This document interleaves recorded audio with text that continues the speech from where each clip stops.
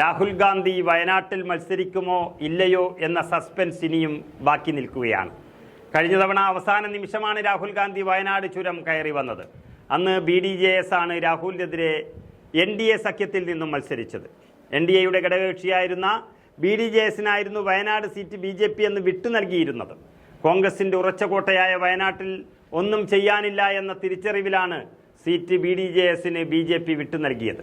എന്നാൽ ഇക്കുറി BDJSൽ നിന്ന് BJP തന്നെ ആ സീറ്റ് തിരികെ വാങ്ങിക്കഴിഞ്ഞു. രാഹുൽ ഗാന്ധി മത്സരിക്കുകയാണെങ്കിൽ BJP അപ്രതീക്ഷിത സ്ഥാനാർത്ഥിയെ നിർത്തുമെന്നും പ്രഖ്യാപിച്ചിരിക്കുന്നു. രാഹുലിനെതിരെ മത്സരിക്കുന്നത് കൊണ്ട് തന്നെ സ്ഥാനാർത്ഥിക്ക് പാൻ ഇന്ത്യൻ ലെവൽ റീച്ച് കിട്ടുമെന്ന് BJP കണക്ക് കൂട്ടുന്നു.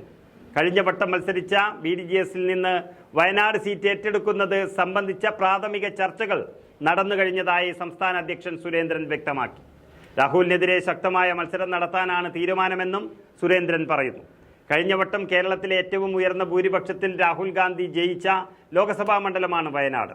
പ്രധാനമന്ത്രി സ്ഥാനാർത്ഥിയായി എത്തിയ രാഹുലിന് 7,06,367 വോട്ടുകൾ കിട്ടിയപ്പോൾ ഇടതുമുന്നണി സ്ഥാനാർത്ഥിയായിരുന്ന PP സുനീറിന് 2,74,597 വോട്ടുകളാണ് ലഭിച്ചത്. മൂന്നാം സ്ഥാനത്തെത്തിയ NDA സ്ഥാനാർത്ഥി തുഷാർ വെള്ളാപ്പള്ളിക്ക് കിട്ടിയത് വെറും 78,816 വോട്ടുകൾ മാത്രമാണ്.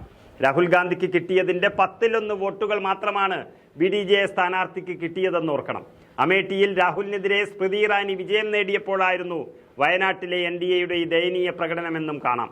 2014 അപേക്ഷിച്ച് വയനാട്ടിൽ 2000-ഓളം വോട്ടുകൾ NDAക്ക് കുറയുകയും ചെയ്തു. ഇക്കുറി ഈ നാണക്കേട് മാറ്റാനാണ് BJP ശ്രമിക്കുന്നത്. ഇതിനായാണ് BDJSൽ നിന്ന് സീറ്റ് ഏറ്റെടുത്ത് രാഹുലിനെതിരെ നേർക്കുനേർ പോരാടാനുള്ള BJP തീരുമാനം വരുന്നത്. അതേസമയം വയനാട്ടിൽ ആരെ സ്ഥാനാർത്ഥിയാക്കണമെന്ന കാര്യത്തിൽ ആലോചനകൾ തുടങ്ങിയിട്ടേ ഉള്ളൂ BJP. PK കൃഷ്ണദാസ് അടക്കമുള്ള നേതാക്കളുടെ പേര് പരിഗണനയിൽ വരികയാണ്. വയനാടിന് പകരമായി കോട്ടയം സീറ്റാണ് ഇപ്പോൾ BDJS ചോദിക്കുന്നത്. ഇക്കാര്യത്തിലും ചർച്ചകൾ നടക്കാനിരിക്കുന്നതേയുള്ളൂ. കഴിഞ്ഞ വട്ടം ഇടുക്കി, വയനാട്, തൃശൂർ, മാവേലിക്കര എന്നീ 4 സീറ്റുകളായിരുന്നു BDJSന് ആദ്യം നൽകിയത്. എന്നാൽ തൃശൂരിൽ മത്സരിക്കാനിരുന്ന തുഷാർ വെള്ളാപ്പള്ളി വയനാട്ടിൽ രാഹുലിനെതിരെ രംഗത്തിറങ്ങിയതോടെ തൃശൂരിൽ സുരേഷ് ഗോപി സ്ഥാനാർത്ഥിയാവുകയായിരുന്നു.